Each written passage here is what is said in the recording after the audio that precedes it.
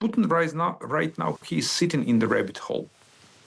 On the one hand, he wants to reject Trump proposal. Yes. But on the other hand, he fully understands that it's a window of opportunity for Putin.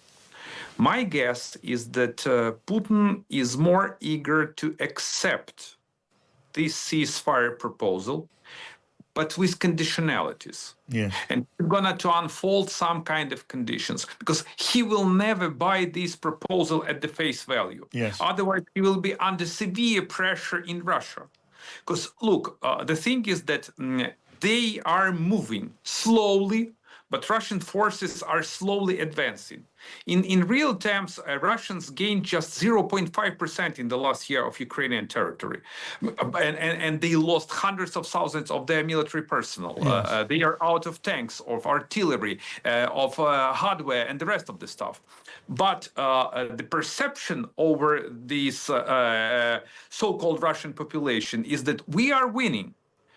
And so he has to walk a very tight rope. So my guess is that, once again, he is to accept the ceasefire proposal on the basis of conditions he is to unfold. And then the next most dangerous stage is to appear. They will drag us into some kind of never-ending talks and negotiations. And whatever anyone may say, Vladimir Putin is nothing like Donald Trump. By that, I mean that Vladimir Putin is at least comprehensible. He's at least predictable. The Russian president will always seek to advance a predictable, comprehensible vision of his country's interests. Vicious, expansionist, even megalomaniacal, but comprehensible and predictable. President Trump's ambitions, whether on economically destructive trade tariffs or impossibilist threats to buy or conquer Canada or Greenland, can't really be called comprehensible, and still less predictable, can they? So, understanding the Russian leader's ultra-nationalist, expansionist agenda, how will he respond to the Ukrainian terms for a ceasefire that were pushed on Vladimir Zelensky by the Trump administration and which are now being set before Putin? And if, as maybe seems more likely, Putin does not accept the offer, maybe sets down tough terms of his own, then what? America has restarted the flow of military aid and vital intelligence to Ukraine, which surely should never have been denied. President Trump's administration has stopped helping Russia to kill Ukrainians. Ukraine's agreed with America on terms for a truce to hand Vladimir Putin, and that's progress. But today begins the next stage, and compared to the job at hand, the breakthrough last night seems almost like the easy bit. And even if the Russian leader does agree on a truce, we know surely he's going to break it, don't we? And then what?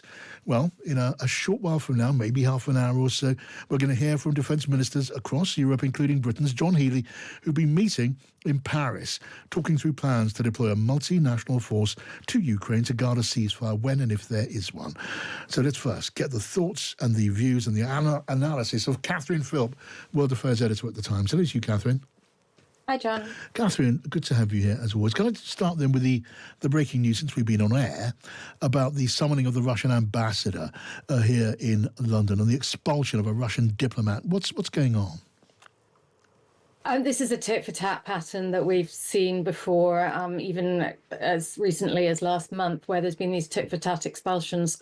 So the UK's decision to expel a Russian diplomat and their spouse comes 2 days after Russia did the same. The UK says those were vexatious expulsions and not based on any fact, and has gone quite far in accusing Moscow of actually seeking to harass the British embassy in Moscow to the point that it is forced to close, that is its intention. It always takes me back to the days of the Cold War when these tit-for-tat expulsions used to come along like number 12 buses.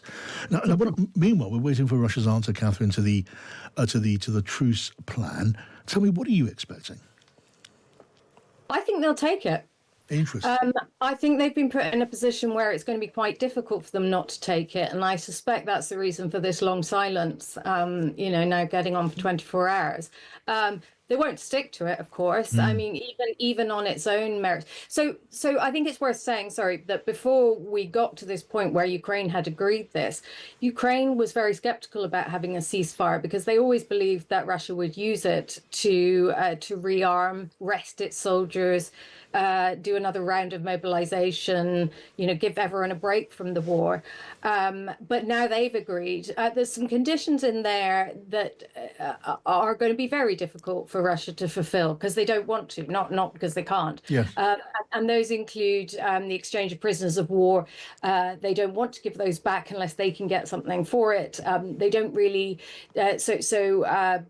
Ukraine swaps Russian prisoners of war for Ukrainians. But to say that Moscow doesn't really care about its own soldiers would be an understatement. So that that makes those swaps difficult. Ukraine's also asking for the release of civilian detainees and the return of some of these forcibly transferred Ukrainian children. And that's the issue that, of course, resulted in Vladimir Putin being slapped with an arrest warrant for the ICC. So those are things that are supposed to happen under this ceasefire, and it's supposed to happen presumably within 30 days because that's how long the ceasefire is. Well, I don't see Russia making much movement on those. And I mean, there's a long history of Russia agreeing to kind of pauses that it then doesn't fulfill. I think the idea, that Trump has said today, and it is clear that his patience is actually running thin with everyone involved, not just the Ukrainians.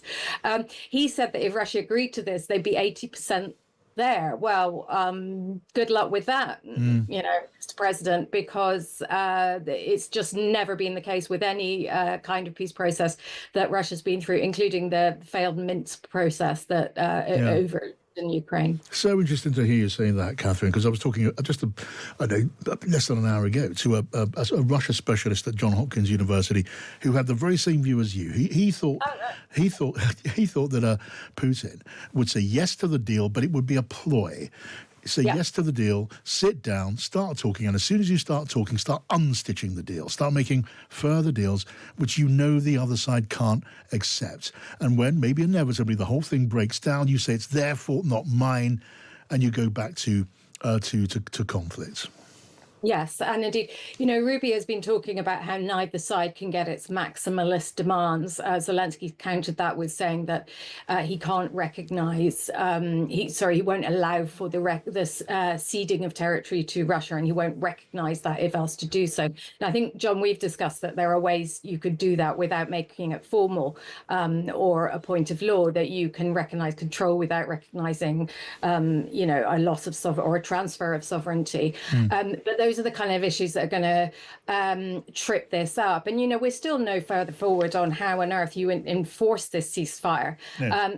Slightly concerned to see Rubio talking when he was briefing reporters today about how in the modern age, you can tell if someone's breaking a ceasefire because everyone can see it and the satellites and stuff. Well, there's a big gap between being able to see what's happening and who's breaching it and actually doing anything about it. Right. So that really then gets us to what we're expecting to happen in maybe 20 minutes or so's time in Paris, when the defence ministers of various leading European countries are going to tell us what have they been talking about the idea of deploying their forces into Ukraine to guard a ceasefire if there's a ceasefire. So let's say this scenario is what happens then, Catherine, and we see Putin saying, I'll do this, I'll sit down and we'll take it from there.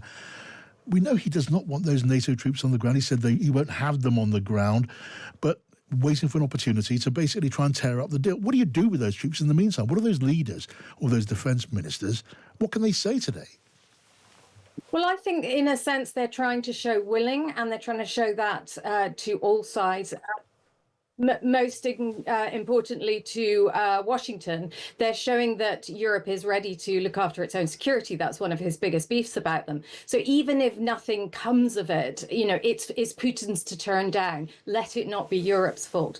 And indeed, it's time that the Europeans really talked more about how they're going to ensure their own security anyway, whether or not they manage to deploy these peacekeepers to Ukraine or not. Okay, Catherine, great to talk to you. Let's talk again soon, I hope.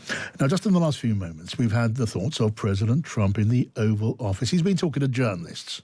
We had a great success yesterday. We have a full ceasefire if it kicks in. We have to see. It's up to Russia now. But we've had a good relationship with both parties, actually. And we'll see. We'll be knowing people are going to Russia right now as we speak. And hopefully we can get a ceasefire from Russia. And if we do, I think that would be 80% of the way to getting this horrible bloodbath finished. It's a bloodbath is taking place over there. Well, a journalist then asked what looks like the key question. Could Donald Trump feel that he can trust the Kremlin to hold to a ceasefire? We haven't spoken to him yet with substance because we just found out and we just were able to get Ukraine to agree. So we're going to know very soon. I've gotten some positive messages, but a positive message means nothing. This is a very serious situation. This is a situation that could lead to World War III. And Biden should have never let it happen. Incompetence allowed this to happen. Well, there it was, the president telling us all he's had some positive messages from the Kremlin about this ceasefire deal. Does that mean that the highly informed, educated speculation we've been talking about on the programme today from Catherine, from an academic stateside, that Putin may say yes to the ceasefire deal? You know, maybe with the idea of reneging on it soon afterwards. Is that where we're heading? Well, let's talk to Arseniy Yatsenyuk, the former Prime Minister of Ukraine, who's live on the line. Welcome to you, Arseniy. Hi, John. Pleasure to see you. It's great to have you. So lots to talk to you about, Arseniy, if I can. But first of all, let me ask you this. So we got earlier today the news that the supply of arms to Ukraine have been resumed and I think intelligence. Has that had a noticeable impact already? No, absolutely. It boosted the morale among the Ukrainian people. So on the positive side, what do we have? We mended defenses with the Americans, at least temporarily, and I hope forever. So fingers crossed. Americans resumed both military support and intelligence sharing. We are on the same page with Americans on the ceasefire deal. And we managed actually to turn the tables on Russians for the forthcoming 24 hours. So that's on the positive side. But I can elaborate on the negative sides too. Go ahead, please. Well, on the other side, my government gets a kind of very limited maneuver space because, in my humble opinion, the best way is to cut a long-lasting, fair and durable peace deal with Russians. But the thing is that my government actually accepted the U.S. offer to grant an amazing offer to Russians of 30 days ceasefire deal. Yeah. That's the first issue. The second one is we need to have Europeans and UK on the same page with Americans and Ukraine. Okay, so we need to be all in the same negotiating format. Yes. I expect that as quick as possible, we're going to see both the UK and the EU sitting on the table, on the right side of the aisle. That's the second issue. The third issue, here is the thing about war criminal Putin, because I was closely watching and listening to your talk with the previous presenter and previous guest. Putin right now, he's sitting in the rabbit hole. On the one hand, he wants to reject Trump proposal. Yes. But on the other hand, he fully understands that it's a window of opportunity for Putin. My guess is that Putin is more eager to accept this ceasefire proposal, but with conditionalities. Yes. And he's going to unfold some kind of conditions because he will never buy this proposal at the face value. Yes. Otherwise, he will be under severe pressure in Russia. Because, look, the thing is that they are moving slowly, but Russian forces are slowly advancing. In real terms, Russians gained just 0.5% in the last year of Ukrainian territory. And they lost hundreds of thousands of their military personnel. Yes. They are out of tanks, of artillery, of hardware, and the rest of the stuff. But the perception over this so-called Russian population is that we are winning. And so he has to walk a very tight rope. So my guess is that, once again, he's to accept the ceasefire proposal on the basis of conditions he is to unfold. And then the next most dangerous stage is to appear. They will drag us into some kind of never-ending talks and negotiations. And you're absolutely right, John, saying that Putin is predictable. He is predictable in his bloodthirsty character, and he's predictable in his ultimate goal, which is to take over Ukraine and to dismantle both NATO, the European Union, and the free world, to undermine everything. Yes. So my guess, John, is that after they initially accept this kind of 30-day ceasefire offer, they will orchestrate a very complex and complicated negotiating tactics, which is which aims to turn the tables back on Ukraine and to press on Americans, to press on Ukrainians to accept the notorious Stambul terms, which is actually a capitulation of Ukraine. Yeah. This is the game plan. This is my gut feeling. This is the game plan of war criminal Putin. It's really fascinating to hear your analysis, Arseniy. I have to say that there's, from those I've been talking to just today, just in the last couple of hours on this program, there seems to be, well, all of the calculation is pointing in one direction, and that is towards Vladimir Putin saying yes to the deal. But we got an expression in Britain, with your fingers crossed behind your back. It means that you say a thing, but you don't really mean it. And the idea is that we could see Vladimir Putin saying, yes, okay, here's a deal, sitting down, and then fully with the idea of then undermining it, tearing it up, and then blaming the other side. Correct. I fully share your take. So, and that's the reason why we have to be very vigilant, prudent, smart, and bold. And the only way how to win this fight is to stay united and to be on the same page with Americans, Europeans, and the United Kingdom. Because if we are on the same page, if we press on him, and that's the only solution. There is no other silver bullet rather than more sanctions, more ammo, more financial support to Ukraine, more secondary sanctions, okay, more isolationism of Putin, and more pressure on China. Yeah. Let me reiterate once again that Putin wants to take over Ukraine. So he has his friends, like a strategic partner, China. So I'm just wondering where President Xi is standing right now with this ceasefire proposal. Yes. He's welcomed to welcome the proposal generously offered by Ukrainians and Americans.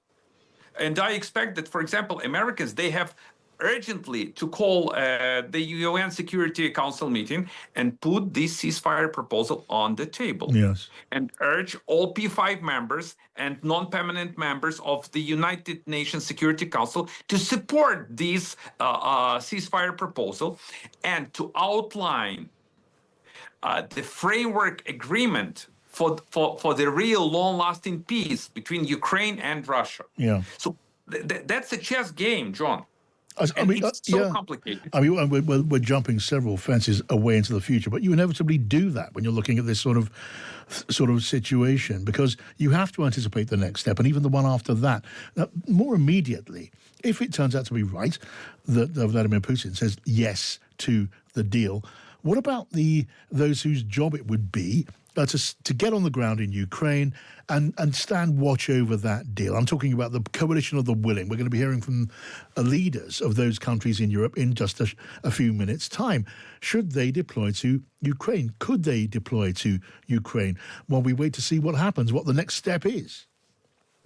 John, it's an irreconcilable issue because Putin strongly rejects any idea of so-called peacekeepers, but that's not peacekeepers. This is the NATO actually personnel. This is the military personnel of NATO member states, and he would never accept this because this actually strengthens Ukraine, but not weakens Ukraine. Right. So what are those troops? What are those forces? What do those leaders do?